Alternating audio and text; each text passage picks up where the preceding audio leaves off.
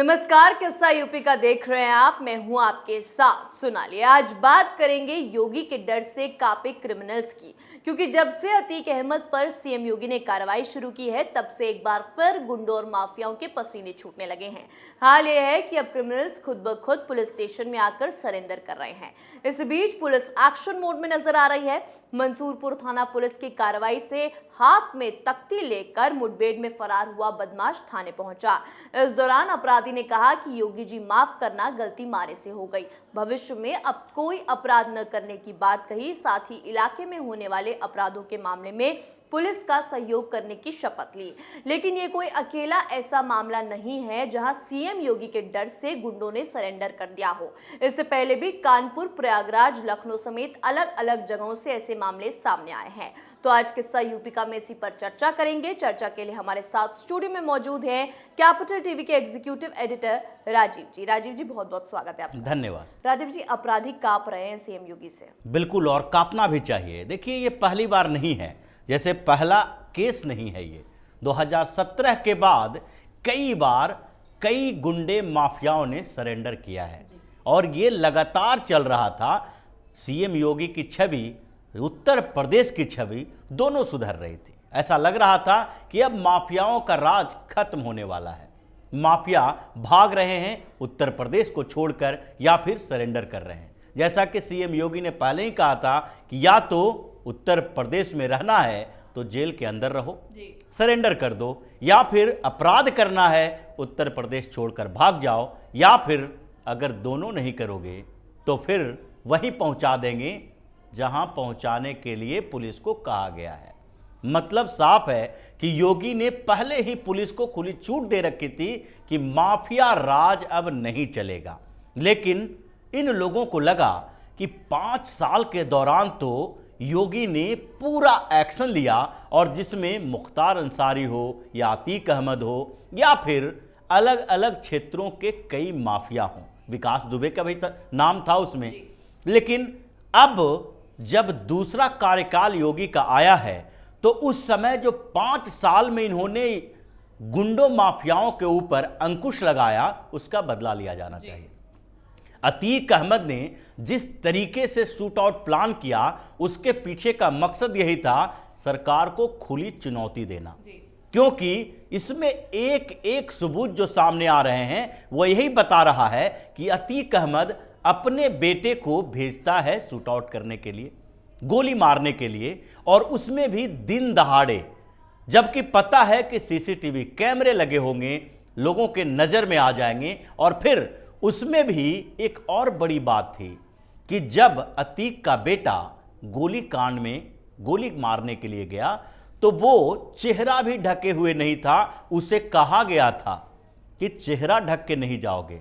मतलब चेहरा नहीं ढकने के पीछे की वजह यही थी कि लोगों को पता चलना चाहिए, पुलिस को यह जानकारी होनी चाहिए कि अतीक अहमद के खिलाफ जो हम कार्रवाई कर रहे हैं उसका बदला लेने के लिए उसने ऐसी एक हत्याकांड को सुनियोजित किया है। जबकि अतीक अहमद जेल के अंदर है, उसका भाई जेल के अंदर है, फिर भी उसकी ताकत इतनी है कि जेल के अंदर रहते हुए अपने खिलाफ गवाह देने वाला, यानी राजू पाल मर्डर के सबसे प्राइम जो गवाह है, उसकी हत्या वो जेल के अंदर से प्लान करवा सकता है।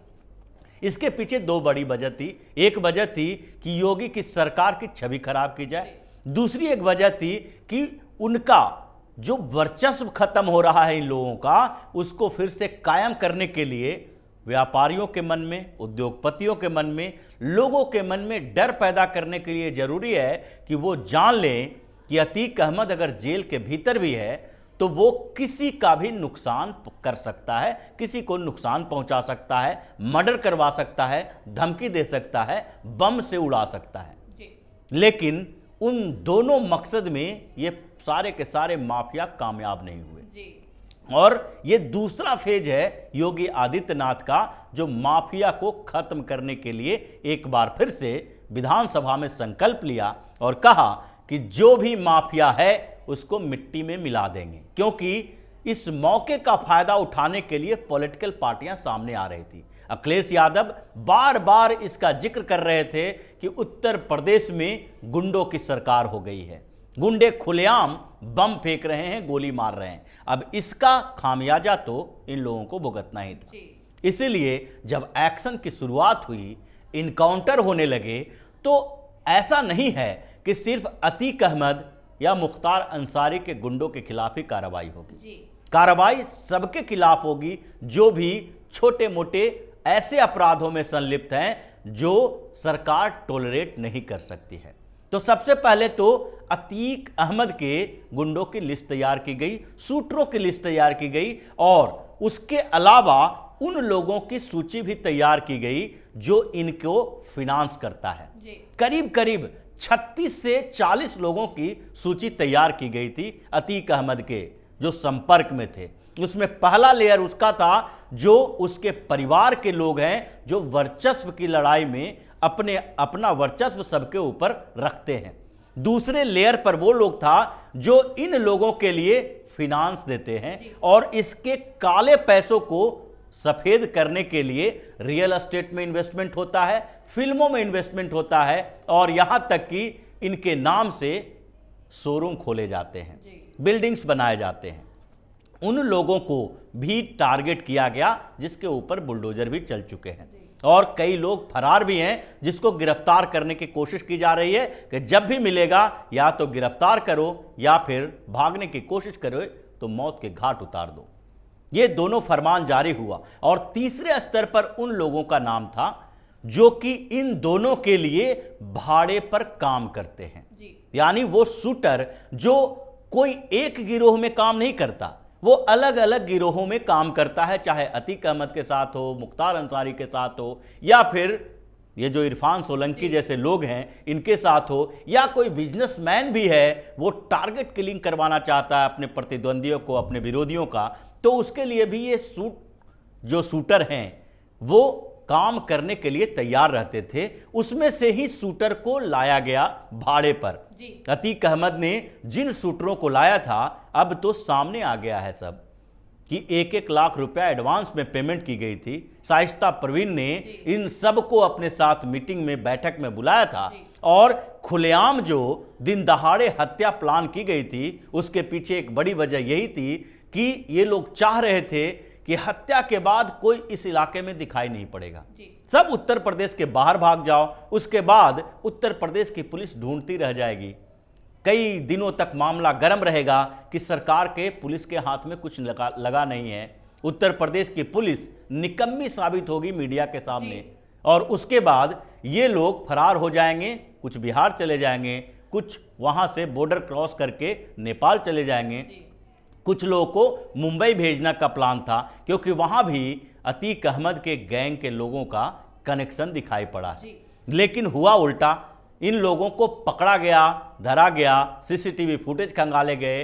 अब अतीक अहमद ये बात के लिए रो रहा है, उसकी पत्नी शाइस्ता परवीन इस बात के लिए रो रही है कि उनके दोनों बेटे गायब हैं। अब पुलिस के पास हैं या इन लोगों ने गायब किया ये तो बाद में ही पता चलेगा, लेकिन डर तो इन लोगों को है कि अगर गायब है तो इनके पास नहीं है तो हो सकता है पुलिस के पास हो और उनको उनकी लाशें मिले। तो ये डर इन लोगों के अंदर है और जिस तरीके से सारे शूटरों को जो फ्रीलांसर के तौर पर काम करते हैं, किसी के लिए भी गोली मारेंगे, उन लोगों को जो दबोचा जा रहा है, इससे एक डर पैदा हुआ क्योंकि सरकार का काम, योगी आदित्यनाथ का काम और पुलिस के साथ जो कोऑर्डिनेशन हुआ था मंत्रियों का, उसमें साफ तौर पर कहा गया था कि जो छवि खराब करने की कोशिश इन लोगों ने की है उसको बरकरार रखना है, उस छवि को फिर से बनाना है और इसके लिए जरूरी है कि केवल अंसारी और अतीक अहमद नहीं बल्कि उत्तर प्रदेश के अलग अलग इलाकों में जितने भी हिस्ट्री सीटर हैं सबकी लिस्ट तैयार करो और सबकी गिरफ्तारी करो, सबका इनकाउंटर करना पड़े तो इनकाउंटर करो। और वही किया गया।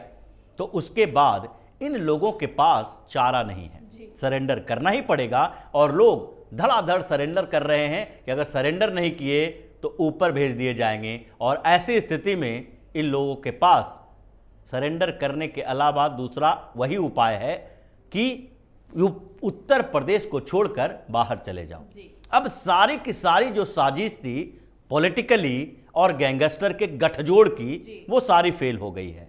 तो अब योगी आदित्यनाथ उस स्थिति में पहुंच गए हैं कि वो बता सके कि जो गैंगस्टर यहां अखिलेश यादव के समय में, मायावती के समय में पनपा था, आज उसको या तो जेल में भेजा जा चुका है या ऊपर भेजा जा चुका है। तो ये सारी कवायद जो हो रही है उत्तर प्रदेश में, ये उत्तर प्रदेश के लिए अगले 10-15 सालों तक के लिए ये रिकॉर्ड में रहेगा कि कोई ऐसी सरकार आई थी जिसने जड़ से माफियागिरी को, गुंडागर्दी को खत्म किया, और उसी के कारण अगले 10 सालों तक कोई माफिया बनने के लिए सोचेगा नहीं। क्योंकि एक समय था कि एक चार्मिंग फील्ड हुआ करता था, लोग सोचते थे, युवाओं को यह बताया जाता था कि देखो ये भी एक धंधा है, अतीक अहमद के साथ रहोगे तो तुम्हें गाड़ी मिलेगी, पैसे मिलेंगे, बाइक मिलेंगे। और ये सारे के सारे युवा वही बेरोजगार थे जिसके पास कोई काम नहीं था, लेकिन अब उनको इसकी कीमत चुकानी पड़ रही है। तो सारा का सारा जो खेल अभी उत्तर प्रदेश में चल रहा है वो उल्टा पड़ गया है इन लोगों का दांव, और उत्तर प्रदेश में अब योगी आदित्यनाथ ने ठान लिया है कि अगले 10 साल के लिए इनकी कब्र खोद देनी है। बहुत बहुत धन्यवाद राजीव जी बातचीत के लिए। धन्यवाद। तो यूपी में सीएम योगी का खौफ अपराधियों में दिख रहा है। एनकाउंटर के डर से आरोपी बदमाश अपने हाथ में अपराध से तौबा करने और योगी जी मुझे माफ करना लिखी तख्ती लेकर थाना पहुंच रहे हैं, जिससे कि साफ दिख रहा है कि अपराध करने वालों के कैसे तोते उड़े हुए हैं। विपक्ष के मुंह पर भी एक करारा तमाचा है जो बार बार यूपी सरकार पर अपराध बेलगाम होने के आरोप लगाता है। जहां पहले की सरकारों में माफियाओं और गुंडों को पाला जाता था, आज वही इनकाउंटर के डर से रहम की भीख मांग रहे हैं। किस्सा यूपी का में आज के लिए इतना ही। देखते रहिए कैपिटल टीवी उत्तर प्रदेश। नमस्कार।